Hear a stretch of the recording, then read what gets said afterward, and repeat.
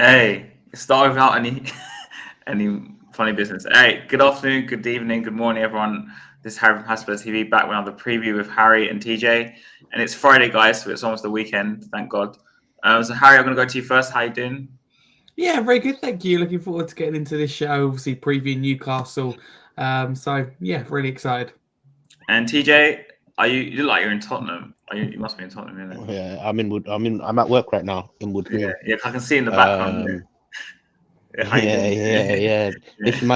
This is my studio sesh. So whenever I'm doing Friday shows and I'm at work, more time it's going to be in this little spot. It actually looks a bit better than my Yeah, I actual was gonna say that's just home really setup, good. innit? Yeah, You know what yeah, I'm saying? yeah, So yeah. this is my office. This is my office that I'm in, innit? Anyway, so I've got like this little section where I eat my food in it. I'm not even gonna lie to you. And I look outside and I just, do my own thing. But I'm good, my guy. I'm good. How you guys been? Good. I hope So big up the All good. chat. Barney, big up, Jay, big up, big up, big up, big up to JJ. all Yeah, you, big man, up innit? JJ. He was on. I was messaging him on Tottenham Away earlier. But Oh, so yeah. yeah, we guys got Newcastle next week. Mm, Um, mm. obviously last time out. Yeah. I can't remember what happened last time out. It's been so long. Did we win? Who did we play against? Just Yeah, refresh Forest. my memory. Very well. Forest Oh yeah, 3-1. we won. Yeah. Yeah. We won, So innit? TJ, because I'm speaking to you now, what do you think of the Forest game first of all? Like I said, I can't even remember. It was past my memory. Nah. Serious note in it, yeah.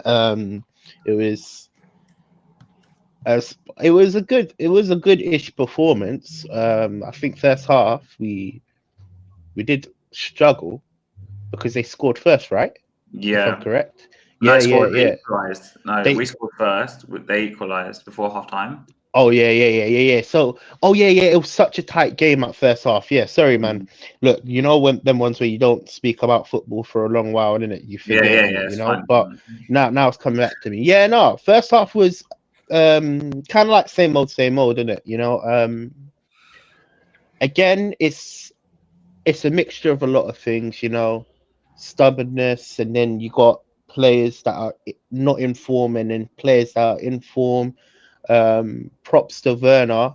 That's one person I'm going to give props to because he did have a good display. I don't. As far as I'm concerned, this is kind of like a clean state. Like this year is going to be up and down performances, isn't it? And you can't expect more than what we're getting right now. Did you think the halftime changes made a difference, CJ? Bensko and Yeah, Rodler came on for Bissouma. yeah. You know what? Look, I feel like I'm not just gonna radicalize certain players like Bissouma or like shithouse a few of them, like a few bad performances. But what I'm gonna say to like as an overall squad, there's times when Bentancur is good and there's times when Bentancur is bad. Do you get where I'm Yeah. coming from? There's times when Højbjerg is good and when Højbjerg is bad, right? There's times when Basuma is good and Basuma is bad. We're gonna get that kind of trajectory for a while until these players kind of like adjust and adapt. Um, Look, I've spoke for a while, a lot. I want to hear what other people like Harry Yeah. and Yeah. obviously I'll you ask think in Harry. it because you guys were at the game, right? Yeah, I went. Yeah. I wasn't. Yeah. So Yeah. okay, so I would love to know your opinion because Yeah. to be fair, I think it was a decent performance. It's like a same old performance. There was nothing. There was nothing amazing about it, but there was nothing Like that. Like really bad bad. about it. Do you get Yeah. where I'm coming from? So Harry, I'll ask a couple of questions coupled with the performance. Yeah, go for it. Because I know you're a big Højbjerg fan. I've never seen you defend him for a lot, and even TJ. I know he's not as much a fan as you, but he's defended Højbjerg quite a lot. And I was also ask you another question coupled with this. Now, I'm of the view after seeing Bissouma this season that I don't think he's really a number 6. I think he's kind of either being converted or they're putting him in there to what's the word? A square peg in a round hole, as they say, to try and supplement the fact we don't actually have like a real number 6. Because I think he's been doing that a little bit with Bentancur. Bentancur's not really played as much as a 6 and an 8 in previous years, from what I've seen of him anyway. So do you think A half-time changes were like a massive thing because Højbjerg was like he's a naturally a 6. What do you think was the deciding factor in the changes? It was a change at half time for me. If they weren't made, I think we could have gone on to lose that game, to be honest with you. And the first half was interesting and something I don't think we've experienced, certainly not for a long while this season, in terms of that first half was really a half or two halves where we started well, obviously took the lead, but then we started to crumble in that second part of the half and we conceded, and really we should have been behind going into half time. Chris Wood has to take that second chance. Murillo from 83 yards, very, very unlucky not to score. That was an immense effort from the Brazilians. So yeah, we were very lucky not to be behind, in my opinion. And it felt like one of those where we should have been 2-0 up, didn't take our chances, and we could have been behind at the break. Changes were made as well. Remember, he hit the post from like 2 yards, 3 yards, whatever it was. Yeah, exactly. Yeah, but but one thing, I know you're going to question Werner, but Werner performed. I thought he performed. I don't know about you guys. I was going to rate on Werner, but since you said it, in the first half, he forced the own goal with Murillo, and that's the thing. Even if he's not scoring them, he's forcing these goals from his good crosses. He likes again. So it's really impressive. But no, second half we got the job done, and really felt like there were it's men versus boys in the second half. But that's how it really should be. In terms of where you look at the table. So we got the job done. We got the 3 points. But what I do worry is when we play bigger oppositions. I think we play a bigger one in Newcastle this weekend in terms of will we be allowed those 20-25 minutes in that first half that we had where we just simply are non-existent? Will we be allowed that time? Or will the game be gone by then? It's going to concede 2 or 3 goals. That for me is a big test, especially when we play the top 3, but also with Newcastle this weekend. So overall, I'm happy with the win, but I know that with a bigger team that we would have been in trouble. And I guess it's my turn now. So I went to the game. I thought the first half, like you said, was kind of a game of 2 halves. But I did feel like once Forest equalised, the momentum was with them. I think momentum is a very important thing in football. And they could have, like you said, easily 2 or 3-1 up by half time. I thought that they literally had control of the game, really. And I think if you didn't make that sub, I think we would have gone to lose it, like you said. I think Bentancur's kind of and Bentancur and Højbjerg, because they play so well together, like from previous, obviously under Conte in it. So for them to come on together, I think really helped to kind of allow Maddison to play a bit more further forward as well, because they tend to play a bit further back anyway. I just think people underestimate how much the difference Højbjerg made that game, because without him, I think we'd have lost the midfield battle in the second half. I totally agree with what you're saying there, I'll let you carry on. I just want to add something into Højbjerg's performances, like in terms of like how he offers something different. This is why I'm a big advocate that we can't sell, we shouldn't look to get rid of someone like Højbjerg, because for me, he offers something different that most of our midfielders don't. He's like more of the defensive, like all out, defensive, structured center mid or CDM, And to be honest with you, we don't have a defensive midfielder in our squad as often as Højbjerg. So for you to want, like, he's the only one that's going to push the cash. Let's be honest with you there, because then you've got obviously. But he wants to go. I think that's the problem as well. Like, he wants to go again. Yeah, I agree with that. But then, see, this is the problem in it. Yeah, and I know I'm kind of like jumping from one topic to the other topic. But when you have Højbjerg in your squad, or just like a bench option, it offers so much, because remember, you need a big squad, and. In terms of who we're linked to, because then we're linked to like people like Conor Gallagher, and he's not a defensive. Keep that in mind, because that's one of the topics about Gallagher and Onana. Yeah, he's not a defensive structured player. You know what I'm trying to say? Yeah. And then even Onana, for example, I don't watch him a lot in it. I'm gonna put my hands up. I don't watch him a lot. However, even him, his player style, it's not strictly defensive. You get where I'm coming from. He's more of a center midfielder, destroyer. Do you get where I'm coming from? So this is how I've seen him. He's like a destroyer in terms of he does the gritty and grind, dirty work, but he's not that all out defensive guy. So for you to get rid of someone like Højbjerg, that will cripple our squad. That will cripple our chances. I agree with you. I don't want to sell him, but the problem is he wants to go. I think that's the thing.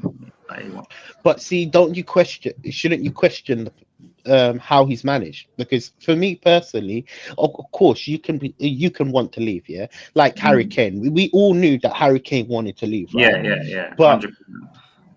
but let's be honest with you, it's been kind of like in the woodworks of Harry Kane leaving for like the last 4 or 5 years. You get where I'm coming from? Well, not 4 or 5 years, maybe like 3 years. 3 years on, like I think it was like what 2020, 2021. That's where we were hearing rumors where Harry Kane, Man City, yeah. You know what I'm saying? Harry Kane is linked to other places, right? Cool, but he didn't throw his toys out the pram, you know. And when you manage people, and I guarantee you, if Harry Kane had the option to stay, and if this team was more successful on the pitch, he would have stayed. I think Harry Kane would have stayed. He would have stayed. I'm going to make that clear to a lot of Spurs fans, isn't it? So it's the way you manage these players, right? I think Højbjerg is another Harry Kane situation. When I say like, he hasn't thrown the toys out the pram. Yeah, we can clearly see he wants to go because he's not favoured, right? But if you manage your squad and you kind of like see what he offers, don't you think you could get a tune out of Højbjerg? TJ, don't you think that's down to Ange then? Because, and I'm going to put that's my point. I'm going to put this to you. Thinking you went to make 1 point. Sorry. So Ange clearly also played with a progressive 6. I'm going to use that in quotation marks because that's the player education I get told by everyone, right? Now, the problem we have in this squad, what I've noticed, right, is with the 6th position is you have someone like Skip who everyone, I think, agree on this panel and probably in the chat that he's not the level we need, right? So you have to take him out of the equation. I agree, but then I also agree that you have to have people like Skip in the squad because I know. That's homegrown, and you know, to get where I'm coming from, like maybe he's not off. But again, he's not. What I'm trying to say, that's my point. They're not the quality. He's not progressive right enough for Ange, right? And Højbjerg again, I love him as a 6. I think he's been a good. I've never been one to say, "Oh, we need to sell Højbjerg," or whatever, because I know he does a certain job. He's not going to do anything more than that. But the problem with him again is that, and this is what every Spurs fan says, is that he's not progressive enough. But then he's playing Basuma there, who probably is progressive enough. Let's say on paper, like he's got more to his game, let's say, and he can progress the ball. But as a 6, in my opinion, if we're talking like a pure number 6, like a tackler, destroyer, I don't think he's good enough. And I think that's the problem we have. So it's like you've got one player who's trying to convert him into a player that he's not. And you've got one player that we have that's actually in the 6. But then he's not progressing off playing the system. This is why, let me be honest with you. So it's like, I'm going to be honest with you, and this might seem as... Yeah, this is why I'm going to be totally honest with you, and this might seem negative to a lot of fans, isn't it? But this is where I kind of like blame Ange in a certain criteria because I go back to this point, innit? If you don't have the players, you can't play the system. So that's the straw line, and I'm not saying you have to change your whole philosophy. I never said that. That never came out of my mouth, but you want to implement something and you don't have the structure in place. We're basically doing what Conte had. Didn't have the structure in place and he didn't have the players to perform his system. Because let's be honest here now, even Mourinho didn't have the players to perform his system. No, he didn't. Poch was the only manager that had the players. Let's just deep it here, and I'm not being negative. Please, even please don't think I'm negative here. No, I completely agree with you. Let's be the only manager that we've actually had in the last 5-6 years is Poch, where he has actually had players at his disposal that know his system in and out. Right? Cool. That comes with time because Poch was here for a long time, right? And again, I'm not throwing Ange under the bus when I'm making this conclusion. But what I'm trying to say is you have to obviously see what you have on the piece of paper and realize, okay, cool, this is a big issue. Because if you play like this next year, and look, quote unquote, this is why I'm kind of laying off the Ange criticism. I think you've realized, look, I'm not for the last two shows, innit? I'm not going hard on Ange, innit? But when you say stuff like, next year I want to title content. Yeah, yeah, it Yeah. says, yeah, And this is where it comes down to, innit? If you say things like this, innit, you have to get all of these small little tasks fixed first before you start jumping on the big tasks. Do you get where I'm coming yeah. from? I know where And you're coming from. Yeah, I know where you're coming from. so But then I'm I a was bit. gonna say, in regards to number 6, then I was looking at, say, Bentker, for example. Yeah, I just want to get back on topic, but and on paper for me, he would be the player that might be able to do that job, like because he's progressive and he can sit, and also because of his ACL, I think it's better for him to play as a 6. Yeah, absolutely. But again, it's his question marks are his recovery from his injury. So the number 6, I think, is a real problem for us now. Yeah. TJ, what You you know say? what it shouldn't have been. Yeah. No. You're making a good point. You know, the number 6 is now becoming an issue, and it shouldn't have been like this. You know, because quote unquote, Conte, for whatever reason, didn't want to play Basuma, right? And we've had a year without Basuma in this squad, and now Basuma has kind of like reverted back to, I wouldn't say his old ways. He is still playing at a semi like, okay, but it's like we're not seeing the Basuma of the first 10, 12 games, right? Is there a question of the quality of players that we're bringing in? And we always go back down to coming to this actual topic, because generally speaking, we're now in a situation where we need to find another number 6 on Basuma, or maybe for whatever reason we bought Basuma for, right? At the time, it looked like it was a really amazing signing, and it should have been an amazing signing. It should have took us from. This is where I hold my hands up in it, and I say, yeah, cool. This is where I props Levy for his business.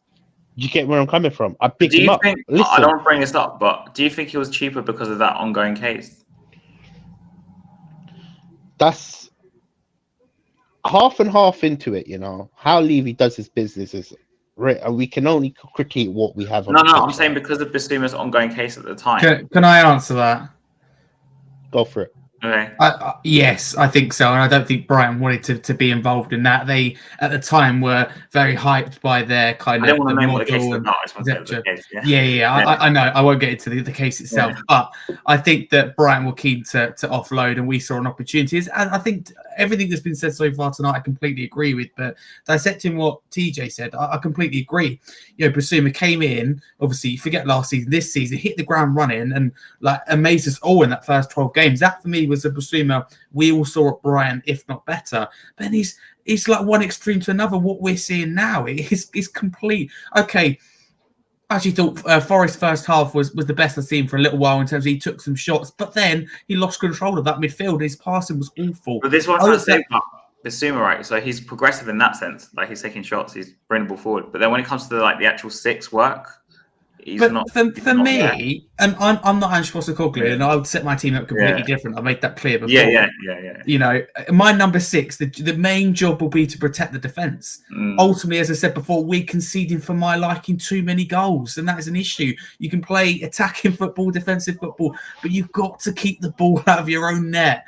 You have to do that in the Premier League. Look at Arsenal. For me, the main difference is they went away to Dubai. They got a set piece coach, and they ultimately improved defensively as well. They brought Declan Rice. They improved defensively, and we have to keep balls out the back of our own net, and we're not doing that. And number 6, ignore the comments. Number 6 plays a big part in that. Basuma for me can't do it. I think Bentancur can as a progressive 6. I think Onana could for Everton, so we would get onto that. I think he's capable of doing that. But for me, it would be Højbjerg. I know he doesn't suit the system with the passing, but I think you can adapt that and improve that. Højbjerg for me would be your typical number 6. He does it so well for Denmark. I was going to ask you, because you touched on Onana anyway, Harry. On Gallagher, I mean, the Gallagher link this morning was so strong. Like, apparently Spurs want to get it done quickly. I don't know how that's going to happen because it's Chelsea, but anyway. And what do you think the motivation is for this Gallagher thing? Because we've spoken at length now about wanting a number 6. I don't think Gallagher's really number 6, in my opinion, at least. No. Homegrown. Do you think like what's the motive? Where's he going to play? For me, the thinking behind it is he would suit an Ange Postecoglou system perfectly, and he is homegrown. So that would be for me the first 2 things that comes to it. But I don't know why we're already jumping into the number 6 or the Gallagher like midfield thing at Spurs. If this obviously the rumours are true, because for me, I want to see us go out there and get a number 9. I'll go out there and get that full centre back in, or go and get that left back, or as TJ's discussed before, I think spot on, go out there and sign another winger, regardless of whether we keep Werner or not. We need another winger. There's nothing wrong with having unlimited options. You want that with hopefully Champions League football next year. So I don't get why Gallagher for me wouldn't be the first sign of the window. I know he suits the system. I don't say it's necessarily better out there, but if you're going between Gallagher or Onana, for me it'd be Onana. I'd rather go for Paulinho for Fulham. If I'm totally honest with you, he's the one I think that can do the role that we need and can be very versatile. Can do the 6 or the 8. Can attack, can defend, can protect. For me, pass. it's Douglas Luiz, man. We need Douglas Luiz. He's more of a box-to-box player, TJ, though. I don't think he's already. But you know what? Yeah, the way he plays in the Aston Villa side with McGinn. I think it's McGinn. Yeah, McGinn. Man, he will suit our system. I'm sure that's my. Let me be honest with you. Yeah, look, I've done my scouting report in it. Yeah, and I don't care what the rumors are, man. I'm not following that, because for me, Gallagher. Look, I'm a pretty standard person in it. Look, people are gonna disagree with me, and they can all have their own opinion in it. But I just don't want players like Gallagher. In my opinion, we've got players like Skip. I've got to agree with you on that one. For me, we need better. If we're gonna go, this is my point. Your ambition, see, it comes out the manager's mouth that his ambition is the title challenge. How is a player like Gallagher a title challenge? And I don't want to go back on the Werner thing, and I don't want to go back because you guys already know my stance on that, right? I'm not saying nothing he's done. Like at the start of the show, I said I bigged up Werner. Yeah. But that doesn't change my narrative of why I'm saying we need better. It's not the standard. I generally just want the level of the player. Yeah, exactly. And I know people disagree. I know Harry's stance is he'll be a good option. Yeah. I can totally respect that. And this is something, by the way, comes like you. I don't really want him, but do you think he might see him as like star cover? What? Sorry, say that again. Do you think you might see Gallagher as like not SAR cover or SAR competition? Like in the same position? Yeah, competition, yeah. No, but then see, this is what I don't understand, innit? Yeah. I'm not saying I agree. We've just got that youngster. We've just got that that youngster from, what is it called? That, because I remember saying the reason why. Listen, remember I said this. When I said the reason why I would want Postecoglou is to embed our youngsters, and we've just signed a wonder kid that is doing bits, and I think he's and the problem is when you bring players in, for like let's just say Gallagher comes in it, what happens to our youngsters? There's no way through the door. But then TJ, you say that, but if he said. And don't get me wrong, me and you both agree we're not going to change the title next season. But he said we're going to change the title next season. And Stell on Tottenham Way makes a very good point, and I agree with him completely on this. He's not going to use the youngsters because if this is his aim, he's not going to trial a youngster next season. I agree with that. No, I agree with that totally. Yeah, I totally agree with what that right there. That statement of he's not going to use the youngsters makes total sense. However, when you build a squad, and this is why I'm adamant that a squad, like players like, and see, it might sound crazy and corrupt in it when I say this in it, but players like Emerson Royale, I just want to suit my narrative here. Players like Emerson Royale, Skip, for whatever reason, all of these players are squad-based players. You get where I'm coming from. Emerson Royale is he can play the centre back and he can play right back. Maybe they're not good enough for even Davies. The whole, even Davies. You know, he fits that same narrative in it. But you also have to embed your youngsters in as well in the squad. I'm not saying they're just going to slip right in. Hence why when I say you're gonna go for a title, I'm not mentioning Werner or Gallagher. Even Brendan Johnson comes into this matter, because I want much better quality players. And that doesn't necessarily mean I'm saying you have to spend the money. Never said that. But you need good players that can actually perform on that technical level. Look at this. I'll give you a good example. When we talk about the best teams in the Prem, we always talk about their front three. Yeah. Right? We always say this person, that person, they are likely to win the Prem. Like Why? Diaz, Because Nunez, yeah. Exactly, yeah. I'm just going to use our front three, for example, yeah. This is just an example for my argument. When you mention Werner, Richarlison, Son, or Johnson, Richarlison, Son, do you see that as a title contending? And I'm not saying we're going to win it. I'm saying title contending team. Not for me. Exactly. I never said anything about they're probably good footballers, but my issue is when you make them huge statements, you're selling me hopes. This is why. I'll go for it, bro. Sorry, I was just going to say I totally get what you're saying, but what I will say is I look at teams like Arsenal and go, their front three doesn't really scare me. What? Apart from Saka, Jesus for me is hang on, wait. For me, I think we have. I'm not going to say that front three is absolutely fantastic, but Son for me would be, for a start, in a title-winning front three. I think Werner would be, as we said before, Johnson. There'd be options to have in that title-winning team. Richarlison, I personally really like, and we see Arsenal who are in a title race. I would still have Richarlison over Jesus, if I'm totally honest with you. I think Jesus there's a reason he's playing in different positions, left wing, back left wing, because they can't really find a good position to him. So they're seeing what he's like at tracking back. So I won't, being honest with you, I don't think at the moment scoring goals is a problem. I think keeping balls at the back of our own net is a problem. So I think that we need to fix that personally first. Before but then it scoring. Starts. But then one thing I have to just throw back at you, not because I'm going to cause an argument, but it starts from the top. If you're not scoring the goals and finishing your chances and creating the chances, quality chances, I mean, because I also bang on every single week about us not creating enough chances. And I'm not talking about the Nottingham Forest game. I'm talking about overall how the season has gone on. The tactics. Yeah.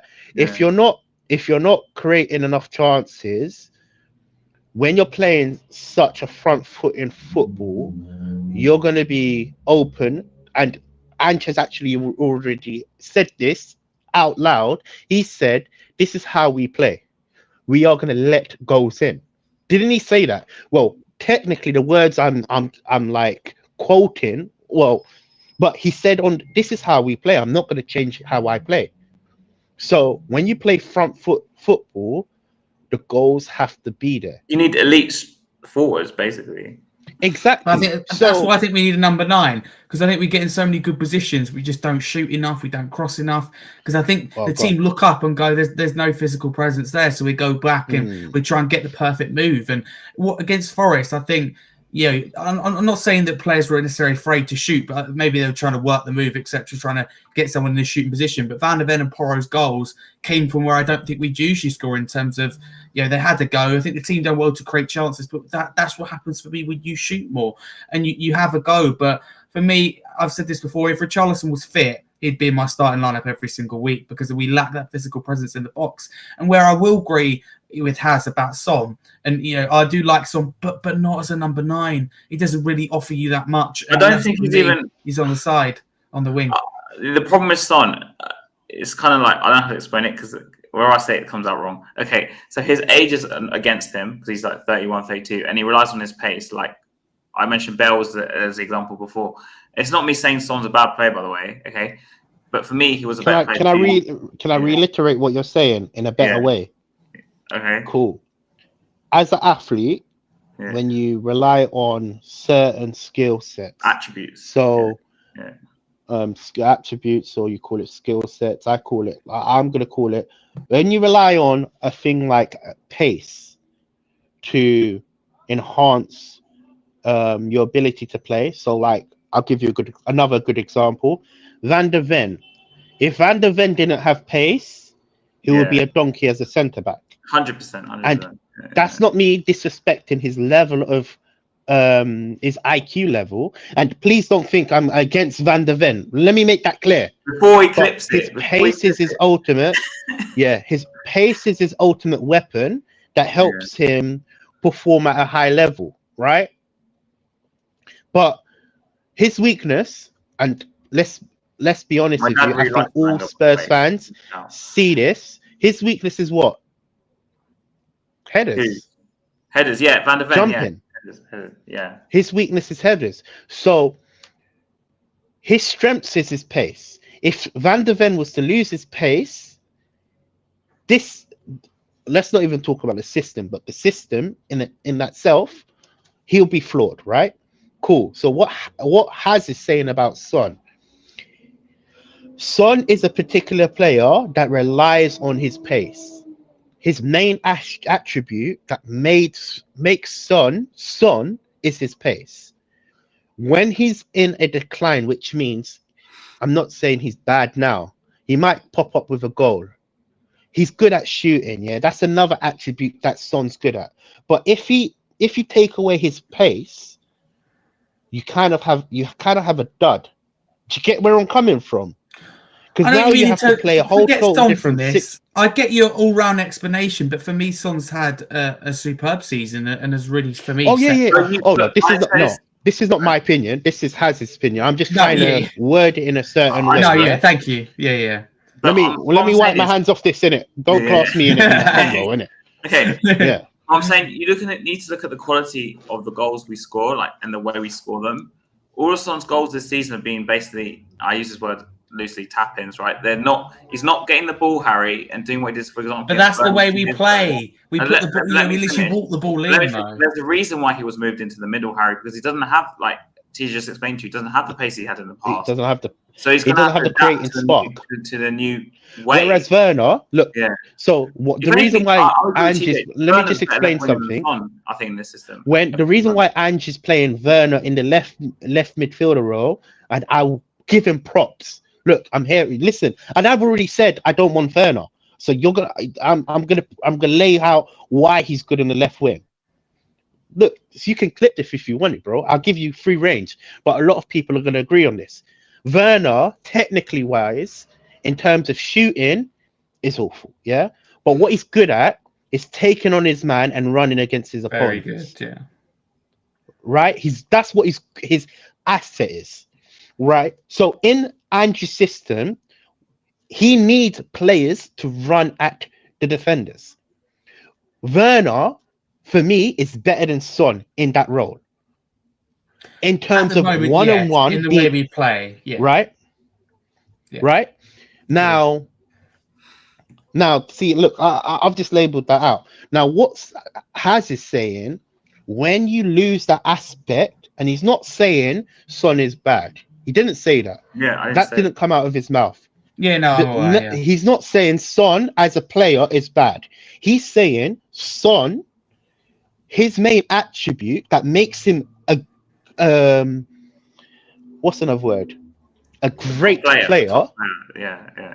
A top player has been faulted. Was his pace? Yeah. Was his pace, and I can agree with that. But then what I can't agree on, which I haven't actually expressed, I can't agree where he says that the age is declining, because what I'm seeing on the pitch is he's scoring quite a lot of goals. But what I'm saying is that his type of goals, right, is not the same as the past, right? That's the system. That is the system. But you can argue system-wise, and the reason I give this as an example is the other week when we lost to Fulham, he had that shot, just outside the box, and he went really wide. If you remember a few years ago, Son scored a similar goal to that when obviously it went in. And I'm saying there is because of his age, I'm not saying he's bad. I get what you mean, but look at all the good goals Harry Kane has scored. But also look at, when he's had missed penalties like Southampton, when he stuffs up the spot or misses. Yeah, everyone misses chances though that they usually score. I know what you mean, but for me, Kane never relied on his I get it pace, if you're though. saying about Brennan Johnson in terms of he wouldn't be good without pace. I absolutely get that, and I would probably agree with that. But with Son, for me, I don't think pace is, even if he had zero pace, I don't think it'd be a problem. I think he has the skill. I think he has the hold up play. I think he'd be all right. So I don't think. Well, you might notice now, though, as previous years, is now he's using like small bursts of it compared to before, where he would just get the ball and just run. No, I'm not saying he's as quick as he was 4 years ago. We know that, but I think at his age, what he's producing, how important he is to the system. I'm not saying to sell him. I'd keep him. I like someone like Isak. I could use him like an impact player. Let me be real in it. Yeah, agree. Yeah. I agree with what that says, but this comment that I've just looked at the comments in it. Yeah. From Alex Scott experience in it, the forward line that Levy has put in place is his way of telling us that, and I generally believe that. You know why? Because look, there's certain players that he's brought in, that have been decent, but there's also certain players that he's brought in that have been questionable. I'm not going to lie to you. You already know my stance on Levy. I'm not going to go back over it. But this summer is where we will see what he really is smoking. Because as Ange said, he wants to go for a title. And if we see players that are not at that quality, look, you know what? Even you know what it is, isn't it? I want to see some serious players come to our squad, didn't it? Because we need serious players to win titles. That's what Anche said. That's how I take it. Correct me if I'm wrong. You put yourself on the spotlight to say, yo, we're challenging next year. And if he doesn't challenge, I can either blame two people. I can blame the owner that hasn't backed him, or I can blame Ange for his deluded ways of playing football. You get where I'm coming from? Yeah. But I'm not saying in my Son case, I'm not saying to sell Son, right? I'm saying we need to get someone in now, because in 2 years there might not be we need a long-term replacement. You're better off getting him now, so we're not in the same Harry Kane situation in 2 years like we were. No, but let's, all seriousness, if Saudi come in for an offer for Son, what price are we talking where you would listen? He won't go to Saudi. It's Richarlison they want. Yeah, I know, but let's just say hypothetically, because I think they come back in for an offer with Salah. If they can't get Salah, they'd look for someone like Son instead, as someone who could really represent the hypothetically, game 20 million. Saudi. I'm not even gonna lie to you. It might sound low in it that I'm saying 20 million in it. 20, but no. The reason being, you have to put into factor, and this is not. I don't have hate for Son in it, but I don't think you're going to get any better offers than 20 million. Really? For his age, you think about. I was thinking 120 million. Look at his age. I was thinking over 100. Impossible. To be honest with you. Over 100. Impossible. Minimum. Look at his age, though. No. Look at his age. It's impossible. I don't look at him in their right mind. I don't look at any player's age. I just look at what they're producing on the pitch, and Son is producing. But then comes the high price tag. You need to look at. Harry, I think you're getting it wrong with Salah and Son, because Salah has a bigger reach in that area of the world. With Son, I totally get that. But the Saudi Arabia, they want players that can represent their game well, and Son for me does that and brings a totally new audience to Saudi Arabia. No, I see what I'm not going to But for that area of the world, Harry, Son has less of a reach. I know I'm not saying they won't have any Korean fans at all. Yeah, Salah will be their ideal. Absolutely, that's why they want Salah, and that's why Salah is costing 100 million, because despite his age against him. I mean, I think Salah's still better playing than Son, and it's been proven this year. I don't agree. And you got those few factors. That's what drives his price up. With Son, I think you might get like 40 million, maybe, or 50 million at the push. I think, if I'd argue, 40 million maybe. And this is coming from someone who says we need to build for the future without him. So, like, you won't get this crazy money, I think, for him if you sell him. That's why Richarlison will go for more, I think, actually, because that's what I've been hearing, like 40, 50 million for Richarlison, maybe, to Saudi. Which is why they want to sell him, because obviously, it's good money. For me, I don't think Son. Look, Son's quality. He's got quality, right? But Son's age he's on a decline. You have to understand decline in age. This is why you see players like Ronaldo. I don't think he's on a decline as a player, though. And all of that. I think he's gone up, if anything. No. Harry hasn't. Son peaked 2-3 years ago, I think, in my opinion. Okay, wait, Harry, are you saying right now this is the best you've seen Son? Because then I will call you a liar. No, but it's a lot better than last season that we've seen Son. And why is your template? Why is your template? This is what I'm trying to say. Your template is Son's bad season because last season was his worst season, and you're saying the template of him being good is better than his last season. We are saying, me and Haz are saying, if I'm being totally honest, I don't think either of you are respecting Son with your 20 million price tags. On decline. I think he's very valuable to Tottenham, and I think we'd find ourselves very far down the table without him. Okay, let me make something clear in it. I'm not disrespecting his quality. I think Son's a world-class player. In fact, I think one of the best players in the team still. One of the best players. Yeah, right? I agree with you. I'm not disrespecting that.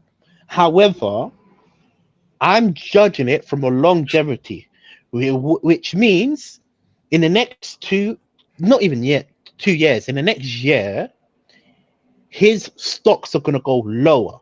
Hence why when Harry Kane was looking to go out and Arks has what I said, I was saying sell Harry Kane way before. Listen, way before. I've got receipts. Yeah. 110%, man. Because when you hold on up to a player, their stocks decline. Now, for me, right now, he's performing to a certain standard. I would say, analyzing his whole career, he's still a bit. Look, his level is there, but we do look like we've lost a bit of Son. You know what I'm trying to say? That happy feet. I remember Son on the win, man. I was like, damn, what a player. Yeah, back in the day, man. Remember on the pot, she was sick. Yeah. Bro, listen, I was like, damn, what a player. Now we've kind of lost the Son. Son. And that's not me being harsh. I'm basing it off of what I'm seeing on a day-to-day, not even day-to-day, week-on-week basis. There's certain performances he don't turn up to. There's certain performances you're like, damn, if Son can only shoot, what other attributes can he do? Do you get where I'm coming from? Because there's been games where I've looked at Son and he struggled to run. But then Harry, you made the point. You made the point that you'd rather play Richarlison up because of his physical presence, which I agree with completely. Yes. By the way, but then if you're doing that, you're putting Son on the left, and I don't like Son on the left in the system. But I won't put it past Son to play on the right. I think Werner is the best player we have on the left. I know I can't believe I'm saying this. Werner's probably the best player we have on the left, to be honest. I think he's been superb, absolutely. Yeah. So, but then it's like, well, so where do you put Son then? This is why I'm saying I would keep him. I'm not saying to sell him. I'm just saying we need to move on from him in the sense we need to, now that's going to come into the long term. I get that, but I think we mustn't, kind of forget. I'm going to say this, I'm going to say this straight. I'm going to say this straight in it. And I will claim it now so you can have another receipt of me when I said Kane should go. Next year, we need to start thinking of replacing Son. 100%, because we can't rely on one individual to outperform. And, listen, you're talking about a guy that age does affect how people play. Happy Feet Harry, I'm going to use a good example in it. You're young. You're pretty young in it right now. You're doing your GCSEs in it. But when I was doing my GCSEs, bro, look, I might be big in it, but I could do backflips. Now I'm at a certain age, bro. Let me try do a backflip, bro. My back will hurt. I don't know about you, Haz, bro. Age, you get like my back can crack. You know what I'm trying to say? I know what you mean. Harry, I'm 32. Maybe I'm a good example of this. I'm not pro yet, but I'll relate this to myself, right? I used to be that fast player, right, on the wing. I'm not joking, by the way. This is not me just making stuff up. I used to play on the left wing, actually. And now I play like more in the middle, because the thing is, when you or I play, if it's an 8-a-side, I play left back because I don't have the same pace I used to have before. So I'm having to adapt because I know I've lost like pace. If you speak to older people, they'll tell you I've lost. My biggest attribute was my pace. You've lost the engine. The engine. You've lost the engine because the problem is your body. This is what I'm trying to say in football. This is why footballers last. They say 29 years. That's the average of football. A good footballer would last. Yeah, and you got the exceptional players that go on, but 29 from I think 17 to 29, they say you're at your peak form. You're right, 100%. Yeah, you're at your peak form. That's what they say. Listen, this is not me chatting bullshit. Go look it up. Go look it up, and if you know ball, you understand what I'm talking about. Even give example. Oxtel, he's a coach, innit? He has his coaching badges. He's gonna probably say the same thing, and probably I've got the ages wrong. Maybe it's 18 or something. But they say that section is when you're on your peak form. Now, in terms of your peak form, you can do the running, you can do the tracking back, you can do everything at a high level. Once you go through that threshold of 30, I'm 31, 32, 34. I'm 32 now. Yeah. You're literally. Look, my back is hurting, and I'm only 24 in it. That shows I'm fat. But what I'm trying to say in it, like what I'm trying to say, you can't do what you were doing when you were 18. I know where I'm coming from. Harry, what I'm trying to say to you is that if you speak to people who play 5-a-side, but even just 5-a-side. We're talking 2019 when I was 27, right? Some guy I used to play with, there was one guy I played, I remember, and he goes to me, I don't know how you get back this fast. Like, I used to come back and just, get the ball back. And I was literally like running as like a box-to-box player almost, like everywhere. And then if you look at me now compared to then, like, honestly, I have to time when I do my runs, I have to save energy throughout the game because I can't do the same amount of running as before, or just not. In terms of just the up and down. No, but is that a fitness decline or is it age? I honestly, man, it's to do with age, man. I got an injury the other week. Harry, I was out for like a month because I got smacked in the back. It's a back injury. It's age. You know why it's age? I'll tell you players learn experience though with age. I will say. Yeah, I know. There's a lot of players that I know that I think were a lot better as they got older. I'm not saying that can't happen, Harry. But it's a very rare amount of people that get better when they're older. And I'm saying age. Look, players can get better. What you're saying, they can adapt to different style. Like example, use Kane for example, because you've watched Kane on a day-to-day basis. Yeah, Kane is not blessed with pace. No, right? Absolutely not. No. What is his best attribute? Let me tell. Let's see if you know what Kane's best attribute is. Finishing. Yeah, it could be anything. You know what? Yeah. Hold up play. You're gonna be surprised what his best attribute is. Position. The way he positions himself in certain situations. Yes, his finishing is good, like amazing. His passing's amazing, but his best attribute is positioning. Why? Because Kane is not blessed with pace, so he can't do the running, and he can't do all of these type of things. Now you're coming to age now. Do you think an 18-year-old Kane would understand the positioning of? No, absolutely not. No. Right? That comes with experiencing. So now I'm going to link it back to Son. We're not saying Son's bad. I'm not saying that. Yeah, I didn't say that. Didn't have that conversation. You might think it's overboard what I say. This is where I agree with. What I will say, Spurs fans in general, I haven't seen many people say Son's had a good season. Yet last season when he was bad, it was all I heard was Son's bad. He's bad. Get rid of him, non-stop. But this year, when he's producing the numbers, but maybe people are saying what I'm seeing then, Harry, because I'm not. I'll be very worried if they are. No, Mark. His best is Kane. You're talking about Kane. His best attribute is positioning. The reason why I know this, isn't it? Positioning and thinking ahead of the game. That's what I think. Yeah. But why I say positioning is his best attribute right now because I watched. He knows where to be. About a year ago or 2 years ago, they were analysing how Kane has adapted over the last 5 years, isn't it? Mm-hmm. And look, this is nothing I'm making up in it. I promise you, I'll get the video. In fact, you know what? I'll even post it in the comments so you guys, Mark, if you want to watch it, you can watch it. I'm not lying in it. I have actually receipts in it. I'll have to find it in it. They were analyzing how Kane moves in certain positions to allow space to open up for other players.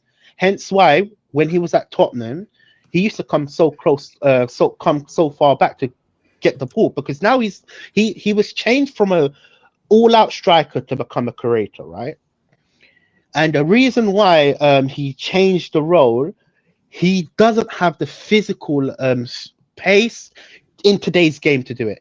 Hence why, look at how Bayern, a good example, is still playing the same way as he was playing at Tottenham. You are utilizing one of your best players in a certain way, and now maybe it takes him out of scoring opportunities, right? But you're bringing your best players in. I lost what I was saying. Sorry. You're bringing your best player on the ball and knowing that he has the ability to find a man. Kane's first word as a child to his parents was, yeah, obviously. Also, I think Kane will probably adapt to players like deeper in midfield. I think that's what I think he'll do eventually. Yeah. He's passing range, and he's he can just sit and be a playmaker. Basically. Midfielders like they always like look over their shoulder. Kane has that naturally. So that as a number 8, he'd be absolutely perfect. I think another thing, you're right with that. Yeah. Even another thing why he is very smart, and I don't know if you guys realize this. Whenever he gets the ball overhead, what does he do? He bends his body and he like lies flat to claim a foul. Yeah, he started doing that about 2-3 years ago. Yeah, I know. Realizing this is all facts. I'm generally speaking, I'm not a coach. Right. I don't have coaching badge. But you know what? Go to the coaches. They'll probably say a more professional way of. But I'm saying it in my way, innit? You know, I'm trying to say it. This is my way. This is the best way I can explain it. But they saying the reason why he does it is not just to draw the foul. But generally speaking, when you are against the player, and let's just say you're challenging for a ball, the best way to keep the player off that space is to bend over. Because now your back is at the player, and what happens when you bend over? Yeah, you have to push it. You create space. Yeah. You create space from the player and Kane. And then now football's gotten soft now. Let's be honest with you, innit? Yeah. Every little thing is a foul. Kane is utilizing every little thing as a foul. That's why he gets so many fouls, isn't it? Yeah.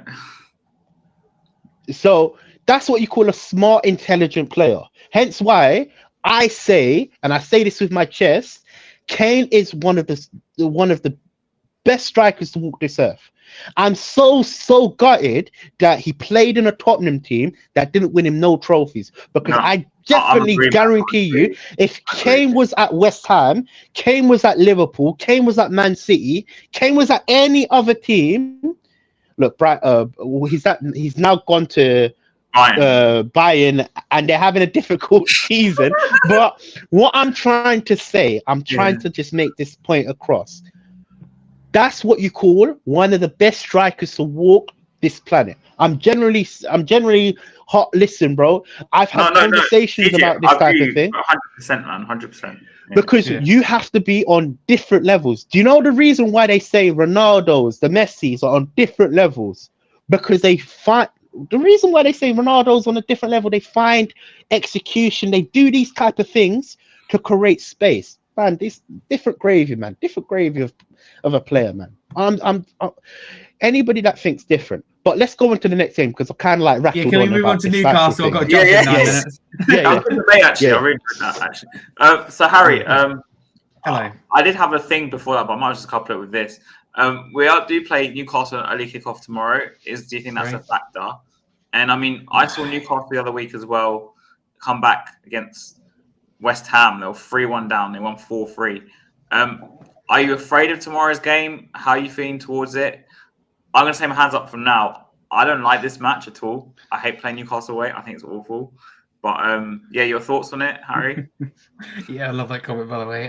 Yeah, I think that obviously going to James's Park, Newcastle is tough. We all know what happened last season. It hurt the fans, it hurt the players, it hurt everyone associated with Tottenham. So obviously it will hurt. The early kickoff thing, yeah, the early kickoff thing is not a factor at all. If anything, it maybe affects Newcastle even more in terms of they have an awful record, bar West Ham, to the early kickoffs. The only people who does affect is the away fans. Obviously, a lot of them are going today because it's a huge journey up to Newcastle. But no, I'm worried about the game, of course. But we're talking about a depleted Newcastle team, so I don't really want to be hearing too many excuses. We're talking back five, including the goalkeeper. We're talking Livramento out, Trippier, Botman, Lascelles, Pope, Joelinton in that midfield, Callum Wilson. Got several first-team players out. So in terms of going there and winning, for me, we're going to have no better opportunity. So it's well within our rights to be able to do so. But having said that, I don't think a point will be the end of the world for either side. So we'll have to see how it goes. But yeah, I'm worried. I think there's goals in it either way. But don't you think, though, that, I don't know, have you been to St. James's Park, sorry, or not? I can't remember. Yeah, did you go on? Sorry? Have you been to St. James's Park before? No, not for a game, no. I know my brother went a few years ago. And he told me, I mean, bear in mind, we all had different experiences at different stadiums. But he said it was the most hostile. He was saying the Newcastle. Oh, they're fantastic, the fans. Absolutely. Absolutely. Honestly, I'm gonna say, if Newcastle fans are watching this, you guys are the loudest fans I've ever seen. As I'm gonna say this, you're the best fans. Win, lose, or draw as well. Best fans in the country. Honestly, they don't stop singing. So for me, always this game scares me because you might think on paper, well, they've got all these players out. They've got Eddie Howe's basically fighting for his job as well. I'd argue. You'd be surprised because football's a really brutal game. Yeah, I get that. I don't think you'd be sad. So there's a lot of factors. I know they're not player factors, but there's a lot of factors going towards Newcastle in the sense of they just never give up. It's gonna be a tough game. Yeah, I think it's a really tough game. Every game's tough. Yeah, TJ. Look,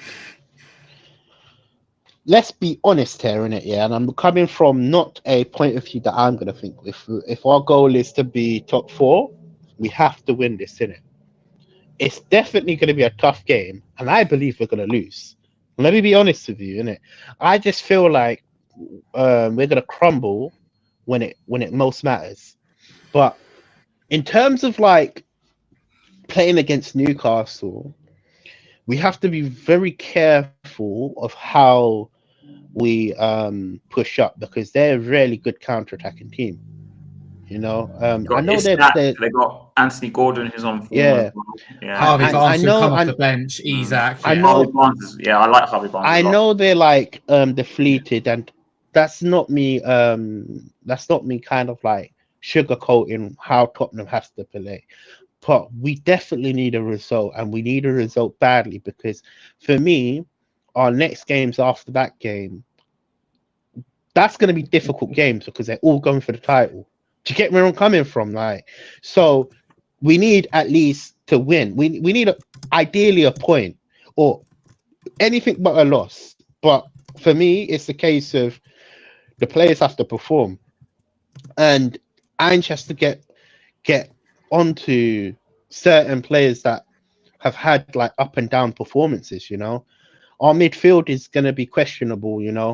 I'm going to say something in it when it comes down to the lineup, but I just want to ask you guys a question in it, and please don't think I'm jumping the gun here. Do you think we should kind of start with Maddison? Because Maddison has been a bit off as well. Don't get me wrong, he's performed well, but he's been nullified. Is it a case for myself, though? Yeah, he's been very nullified. And that's not me punishing him for no reason. But he's been very poor since his injury. This is the game for Højbjerg to play. He has to start Højbjerg. Yeah, he has to start. I think Højbjerg has to start because we need someone defensive that can actually. I'd even be tempted to play. Are you going to think it's mad? I'd be tempted to play Højbjerg, Bentancur, and Sarr. That's too defensive, though. No, I know you say that, but they're going to come at us, man. It's going to be a really. I'd agree with you. Joelinton in the midfield. because I'd be a bit worried about them winning the midfield battle. My only worry with Madison, Madison, apart from his off form, is that they're gonna clatter into him in like the first 10 minutes. Madison, for me, I think he needs time off the pitch. Not because I'm punishing him, but for me, sometimes you need, when you're not, nothing's going for you in it. Sometimes you just need to relax and watch and understand why, like what's going on in it. And Madison hasn't really. Look, again, maybe I'm just overreacting. Let me know. Maybe the comments think I'm overreacting, but I definitely want to see a change of midfield. I want to see like some sort of defensive structure in this game. That's I think Højbjerg, Benzema, and maybe Sarr. That's what I would do. But I know you guys think that's too defensive. Well, maybe Højbjerg, Benzema, Lo Celso. But then you lose Sarr's running. You lose Sarr's running. So. Yeah, you know what the back five looks like, including Vicario. For me, midfield, I completely agree with both of you, but in particular, TJ, what he says around James Maddison. He's not performing. We know that. But if I'm basing it on in terms of quality and at their best who can produce, I would have James Maddison on the pitch for that reason. So for me, it'd be Maddison, it'd be Bentancur for that bit of stability, a bit of control, a bit of experience, if you like, almost. And Højbjerg for me would be the six. We can't have Basuma losing the ball at St James's Park in the positions he loses the ball, because that will rally the St James's Park crowd and will really work against us. Højbjerg for me is, whether people like it or not, I think he's one step ahead. Of course, he makes mistakes and he has what I call the brain farts every now and then. We know that with Højbjerg, but generally he plays very neat, protects the defence, which we'll need. So he comes in for me, and you keep the front three the same. I think we can. Johnson and Werner, whether people think of them, I think they can cause Newcastle problems in terms of if Dan Burn plays left back. But I'd be tempted to play Kulusevski tomorrow because of his hold-up play. No. We need pace. Listen, bro, I agree totally with what Harry says, and I don't really agree with him that often. And he's spot on. Listen, we definitely need Johnson, and we definitely need Werner. And in fact, you know what? It's sad that I'm saying this, innit? But we definitely need Son in the middle, because we need them to cut open. That's like a FIFA lineup. I like this. Yeah, TJ. that's like a FIFA lineup. For me, this game is gonna come. Listen, just so you guys know, Richardson's injured anyway, so it's not like. Yeah. Oh, is he? Okay, cool. Yeah. Fair enough. But for me, we definitely need to play Johnson and Werner. If they don't perform, then you have obviously options on the bench, in it, right? But from the get-go, we need the pace. I believe pace is what is going to matter in this game. Yeah. It's not going to be no easy. We're going to have all that possession. I think in this game you need more like battling players. When I'm playing Newcastle, as in like, this is what I'm saying to places like Højbjerg. Because it's going to get eaten alive. You get pushed with the ball. It'd be in the stands. Greatest chance to even think. Like I said, normally I'd say forget Kulusevski on the right wing, but in this game we might need someone to hold it up for a bit, because they're going to come at us like constantly. You know that. I don't know if you've ever watched us. Do you know what? I get where you're coming from. Kulusevski, if anyone does hold the ball up, I think Dan Burn will come in and go, take that.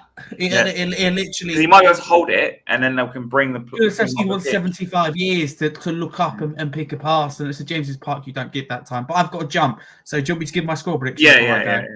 Yeah. What we do, we'll end the show after this anyway. Yeah. Okay, cool. 5 minutes, just 5 minutes. We'll end it anyway. 5 minutes. So I'll send my lineup quickly and my score, and then TJ can do his. So I'm going obviously this normal back five because there's no one else. And then I'm going to stick with my midfield. I'm going Bentancur, Sarr, and Højbjerg, because I think we need Sarr's legs, and I would play Bentancur further forwards, and it gives us. And I would be, I think, playing Lo Celso a bit of a risk. I think Maddison, like you said, needs to time out. But my front three, I'm still sticking with what I said. I'm going Kulusevski on the right, Werner on the left, and Son up front, because I just think we might need that extra hold up. And unfortunately, I don't think he's going to play this team, so I think we're going to lose 3-1. Cool. My lineup is basically same back line, same goalkeeper, obviously. Yeah. Midfield, look, whoever we play, Højbjerg. I speak about Maddison going on the bench. I think I'm going to play Bentancur and Sarr. I think right now my three as well. Yeah, basically, I feel like I feel Maddison is done well. Listen, it's not a hate crime against Maddison. Please don't think it. I just feel like he just needs to relax and just get back to his form. Front three is how I said before in it. Same as look, I do. Same as Harry's, isn't it? Yeah. Same as Harry's, Werner, Son, and Johnson. Right? Cool. I'm hoping we get a 1-0, 2-0 win, but my predictions right now is going to be a 1-0 loss. Oof. I'm not confident. Wow. To be fair, TJ's normally right. I'm going to go with 3-2 Newcastle. I think there's a lot of goals in there. I think that we go 2-0 up and Newcastle will claw back. They bring on Harvey Barnes. I think that we get to half-time and won't need to give his inspiring kind of team talk, if you like, to what I call give the players a kick up the backside, and we'll just deplete in that second half and fall apart and be like West Ham and completely throw away 2-0 or leading by 2 if you like advantage. Okay, so before we finish up, TJ, where can we find you? You can find me on Fridays at Spurs Kings TV and Spursy Talks. Again, you will see my channel soon. Okay, you can find me at Hotspur TV. Please like and subscribe. I do match reaction videos, and I keep saying I'm going to start streaming again, but I haven't done that for like 3 weeks. So hopefully, when the Arsenal comes back around, because I've got like 2 weeks to repair, I'll start streaming again. And Harry Scarf, where can we find you? Going to another show. Yeah. What show is it, by the way? Yeah, it's a Newcastle fan show. Baz's, I can't remember the name of it, so I do apologise for that. I've directed them to there, but I don't know. Yeah, sorry, it's just started. But you can go check out my profile. I'll share the tweet when the show goes live, etc. But you can find me here every Friday, 7 p.m. Every Sunday, 7 p.m. on Part Lane Podcast. Got my own channel, Scarfy Spurs, the weekly podcast every Monday, 7:45 p.m. Premier League show every Wednesday night. You've got England content, daily Spurs content. You've got my Twitter handle there, Harry Scarf 22. That's quite a bit. He's like, I'm at work. He's like, listen, this guy, he juggles school work with work life. This is his work. I'm playing double life. Double life, man. Good job, I love what I do. Just before we finish here, I just want to say something. It's an achievement. We finished the stream in an hour and 10 minutes. So anyone watching this is the first stream that's just over an hour. So Marlon should be happy. Yeah, 100%, man. 100%. All right, cool. Thank you guys for all joining in. Yeah, big up all the comments in it. Yeah. And we'll see you in a few weeks. Soon. Yeah, we'll see you soon. I think it's like in a few weeks, in fact. Yeah, we don't play next weekend. 2 weeks. 2 weeks. Yeah. I think it's 2 weeks, right? We got off. Yeah. Nice one. So the Arsenal game, it depends on their buy-in. It might fall on a Saturday or on a Sunday. It depends on the buy-in result now. So should be Sunday. With buy not come out, then it's Sunday. But if they win, it will get moved because they go through. I hope it's not Saturday. I can't do the Saturday. I really want to go to it. Yeah, I know. I mean, they're both working on Saturday. Anyway.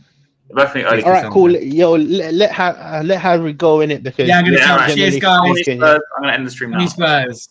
Yeah, man. Come on, you Spurs.